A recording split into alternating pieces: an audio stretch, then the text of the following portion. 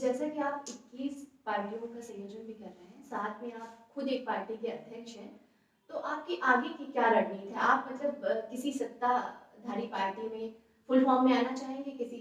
देखिए, मैं समाज के लिए जी रहा हूँ। जी, हमारा जो निषाद समाज है, जी, उत्तर प्रदेश में 18%, जी, लेकिन हमारी राजनीतिक भागीदारी उसकी अपेक्षा 0 है। जी, हमारे लोग हर जगह गरीब आपको मिलेंगे जी,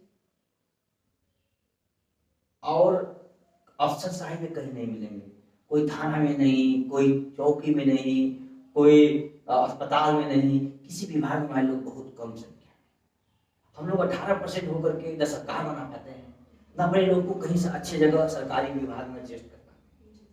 तो उसकी मुझे पीड़ा है। आज हमारे समाज के बच्चे ऐसे बच्चे हैं जो कपड़ा बढ़िया डेंट पेंट से पहन के जूता पॉलिश करके रेडी हैं, लेकिन जेब में 100 रुपया नहीं है कि वो अपने फार्म भर पाए। कोई गलती से माता पिता ने पैसा दिया, फार्म भर दिया, तो उसे समझिए परीक्षा देने के लिए, इंटरव्यू देने के लिए वहां तक जाने के पैसे नहीं। ऐसे हमारे समाज में लोग हैं, उनकी पीड़ा मैं सुनता हूँ, जहां तक हो सकता है मैं मदद करता हूँ। मैं 40 लोगों को मदद करता हूँ। ऐसे लोग हैं, जैसे मान लीजिए दिल्ली जाना है, दिल्ली तो पहुंच जाएंगे। अगर मिर्जापुर से दिल्ली जाना है तो दिल्ली तो पहुंच जाएंगे, लेकिन दिल्ली स्टेशन से अपने परीक्षा स्थल तक जाने के लिए पैसा नहीं, सेंटर तक जाने के लिए पैसा नहीं है, वहां खाने के लिए पैसा नहीं है। तो उनको इतना पैसा मतलब उपलब्ध हम जो करा पाते हैं, 1000 किलोमीटर दूर जाता है तो 1000 रुपया मैं देता हूँ। ये मेरे संपर्क में जो मुझसे अपेक्षा रखते हैं, तो उससे क्या होता है, 1000 रुपये से वो पहुंचते हैं स्टेशन पर, किसी शौचालय में 10-20 मिनट लेके नहाते हैं, लिट्टी चोखा सस्ता वाला खाना खाते हैं, विदाउट टिकट जाते हैं। ये भी बता दो आपको, टिकट के पैसे नहीं होते बेचारे के पास। उतने पैसे में सेंटर जाएगा, आएगा, खाएगा, फिर वापस आएगा। क्योंकि ये जिंदगी मैंने भी जिया है। मैं राजनीति करने की तो अपेक्षा बहुत होती थी, मेरा राजनीति में था। मैं जब पहली बार लखनऊ आया था तो मैं विदाउट टिकट आया था, और जनरल बोगी में बैठते थे, बीच में बैठते थे, दोनों तरफ देखते थे कि टीटी किधर से आ रहा है। जब टीटी इधर से आना तो इधर जाके बाथरूम में हम लोग घुस जाते थे, क्योंकि हमारे पास पैसे नहीं थे। ऐसा नहीं था कि विदाउट टिकट चलना, पैसे नहीं होता था, और जाना भी जरूरी होता था। जाना भी जरूरी है, एक लक्ष्य बन गया, ये करना है। हम लोग विदाउट टिकट जाते थे। स्टेशन पर 5 रुपए 10 रुपए की पन्नी मिलती थी चमचमाती हुई, उसी पे बिछा के हम लोग स्टेशन पे सोते थे। सबसे सस्ता खाना पूरी दुनिया में कहीं चले जाए, स्टेशन पर लिट्टी चोखा मिलता है, वही खा करके हम लोग गुजारा करते थे। और अगर 3 किलोमीटर दूर जाना तो पैसा जाते थे, उससे अधिक जाना है तो फिर ऑटो को जो सबसे सस्ता होता था, बस होता था, उसमें बैठ कर हम जाते थे।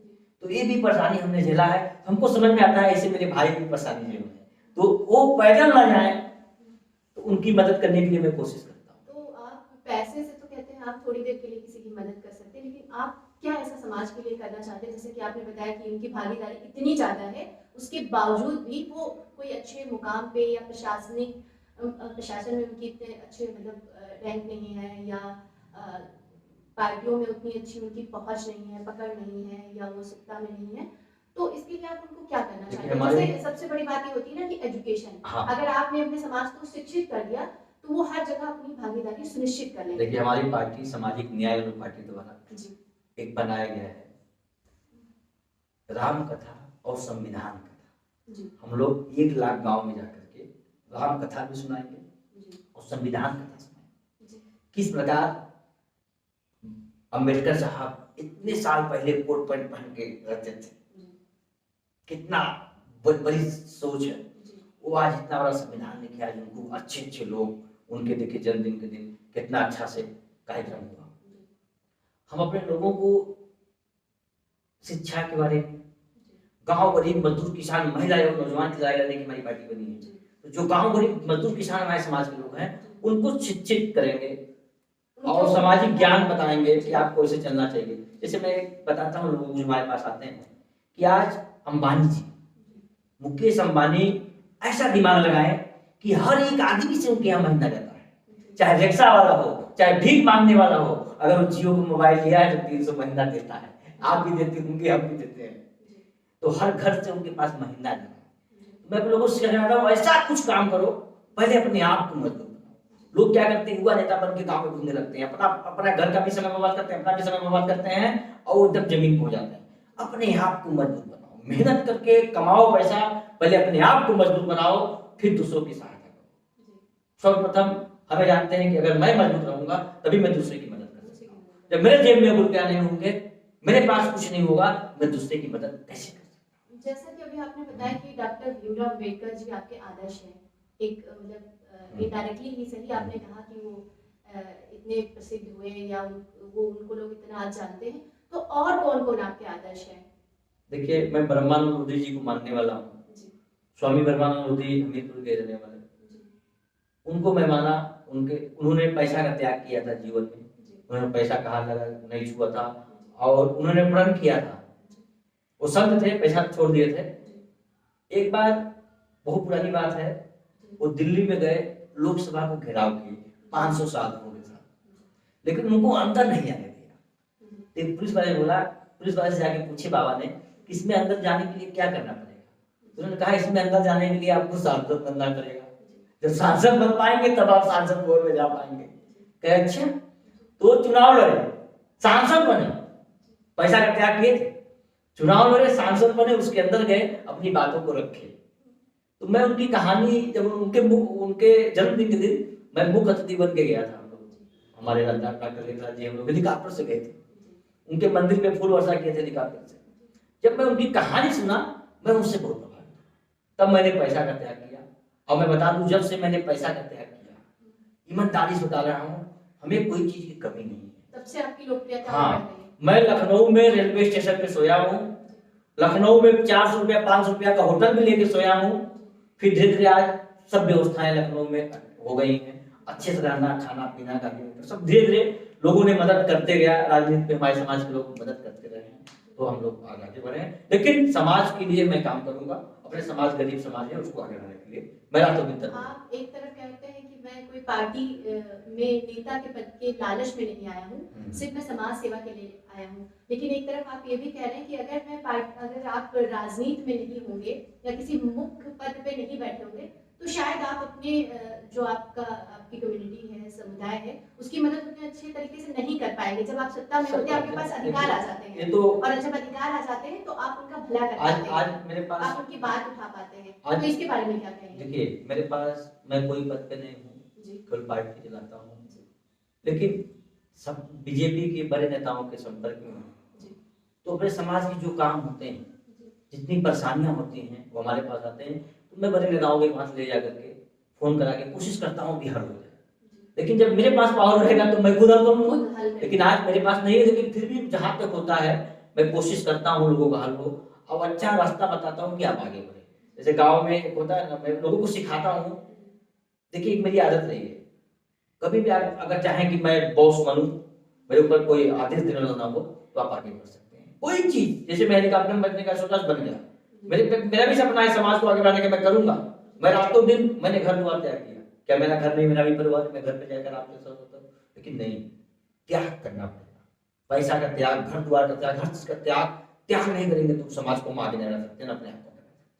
एक चीज और यहाँ पर आपसे पूछना चाहेंगे कि जब आपने ये फैसला लिया कि मुझे हेलीकॉप्टर में बैठना है, और घर में भी बात बताई होगी ये, या आपने घर बार छोड़ने की कोशिश की होगी, आप नेतागिरी की फील्ड में उतरे होंगे, तो परिवार का क्या रिएक्शन रहा? देखिए, मेरे पिताजी, मैं शुरू से आज तक गांव में किसी का अमरूद भी चोरी करके नहीं खाया, मैंने कहीं गलत काम नहीं किया। मेरे पिताजी बोले, मेरा बेटा जो करेगा अच्छा करेगा, तुमको जो करना है करो, क्योंकि मैंने आज तक कोई ऐसा गलत काम नहीं किया। मेरे पिताजी हमको रोके टोके, तुम जो करो अच्छा करो। वैसे मेरे माता जी भी कभी नहीं रोके। वैसे क्या होता है कि जब बच्चे इस तरह नेतागिरी करने लगते हैं तो माँ बाप डांटने लगते हैं कि पढ़ाई लिखाई करो, क्या नेता बनने। शुरू में डांटा गया था, लेकिन मैंने कभी भी ऐसा काम नहीं किया कि मेरे घर गांव नहीं कहते उड़हन लेके आए, कोई शिकायत लेकर। हाँ, तो कभी शिकायत मेरा नहीं हुआ अब तक। इसलिए मेरे माता पिता बोलते कि कभी आज तक कोई शिकायत लेके नहीं आया, तो अच्छा ही काम कर रहा है मेरा बेटा, और सम्मान ही हुआ मेरे माता पिताजी का। हाँ, जब आप पहली बार हेलीकॉप्टर में बैठे होंगे, उसके बाद बहुत सम्मान हुआ। हमारे पूरे गांव में कोई, पूरे क्षेत्र में कोई हेलीकॉप्टर में बैठा है, और मैं हमेशा फ्लाइट चलता हूँ। पिताजी हमारे रोज फेसबुक देखते रहते हैं, सम्मान है, बहुत खुश हुए।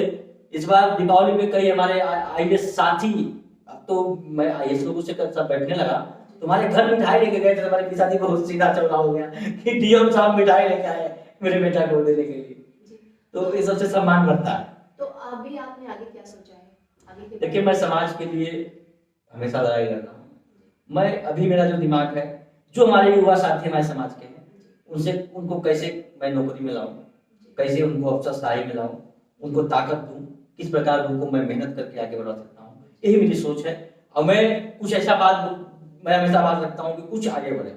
जैसे ये तो आपने अपने समाज की बात की कि मैं उनको आगे लेके आऊँ, उनको अफसरशाही में लेके आऊँ और चीज़ों में लेके आऊँ, लेकिन बाकी युवाओं के लिए, आप एक युवा हैं और बहुत सारे युवा आप देखते होंगे कि आजकल सोशल मीडिया पे किस तरह से भ्रमित होकर अपना समय गंवा रहे हैं, तो उनके लिए क्या प्रेरणा देना चाहेंगे? मैं हमने जो सीखा है जी, सबसे कीमती धरती पे कोई चीज है तो समय है। समय का सदुपयोग जो नहीं करेगा वो कभी जीवन में आगे एक एक मिनट का सदुपयोग करना चाहिए। और मैं जैसे क्या हूँ, मैं दिन भर किस किस से मिला, क्या क्या किया, क्या हुई, मैं रात को रोज सोचता हूँ कि मैं इस समय हूँ क्या, मेरी औकात क्या है, मुझे कैसे आगे बढ़ना है, मैं क्या करूं। मैं रोज आकलन करता हूँ कि मैंने किससे क्या बात किया, अगर किससे बुरा बोल दिया, अगर मैं किसी को आप के बजाय तुम बोल देता हूँ, हमको लगता है कि मैंने गलत बोला, वो आदमी को बुरा लगा हो, मैं रात को 9 बजे फोन पे बोलता हूँ भैया मैंने आपको तुम बोला था, इसके लिए माफ करिएगा। वो बोलता है उस समय तो बुरा लगा था लेकिन अभी अच्छा लगा। तो मैं ये भी आकलन करता हूँ, देखिए आगे बढ़ना है तो अपने आप को सोचना पड़ेगा मैं इसमें कौन पदार्थ हूँ, कौन पदार्थ होना चाहिए। और मैं तो रास्तों लोगों को सीढ़ी पकड़ाता हूँ, सीढ़ी पकड़ लो भैया, कहाँ तक चल सकते हो आप चलो। मैं कोशिश करता हूँ, देखिए हमारा समाज बहुत बड़ी है, ये मेरी कोशिश रहती है हमेशा। एक एक मिनट का मैं सभी आपके जितने दर्शक हैं, जितने आपके फॉलोवर हैं, मैं सबसे यही निवेदन करूंगा कि अपने समय का सदुपयोग करें, एक मिनट भी कहीं ना गवाएं। आप क्या कर रहे हैं, किसके लिए कर रहे हैं, इससे आपको क्या फायदा होगा भविष्य में, ये भी सोचना बहुत जरूरी है। आपका परिवार कैसे आगे बढ़ेगा, आप कैसे आगे बढ़ेंगे। मैं तो अपने समाज के सभी 18% लोगों से बोलता हूँ, दूसरे के चक्कर मत करो, केवल अपने अपने परिवार अपने आप को आगे बढ़ा लो, सब आगे बढ़ जाओगे। लोग अपना पीछे होता है, दूसरे का आगे बढ़ाने के चक्कर में। मैं तो 130 रुपए का कुर्ता पजामा पहन के पहली बार जब पहना था कुर्ता पजामा लखनऊ में, बहुत खुश था। 130 रुपए का कुर्ता पजामा पहना था पहली बार, यही लखनऊ से वहां लिया था तालू सभा से, बहुत खुश था। तो अपने पैसा से काम करें, अपने पैसा का। मैं तो बताऊं आपको, पहले स्टार गोल्ड का जूता आता था 180 रुपए का, वो जूता खरीदने के हमारे पास पैसे नहीं होते थे। पिताजी भैया से कैसे कैसे पैसा मांग के स्टार गोल्ड का 180 रुपए का जूता खरीदते थे, 20 रुपए का मोजा खरीदते थे, ये औकात था।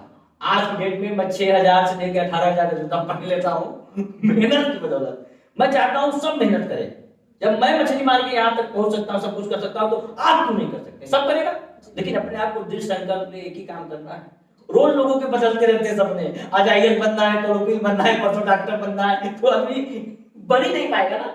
एक चीज सोचे कि ये बनना है, ये करना है, अपना समय एक क्षेत्र में दें, 50 क्षेत्र में देंगे। जैसे अब एक बार आदमी डॉक्टर के चक्कर में पड़े तो 5 साल से बर्बाद कर दिया, अब फिर बने कि मैं ये फिर 5 साल, ऐसे नहीं। एक कोई भी चीज एक लक्ष्य कहते है, हैं एक साथी सब सधे, सब साधे सब जाए।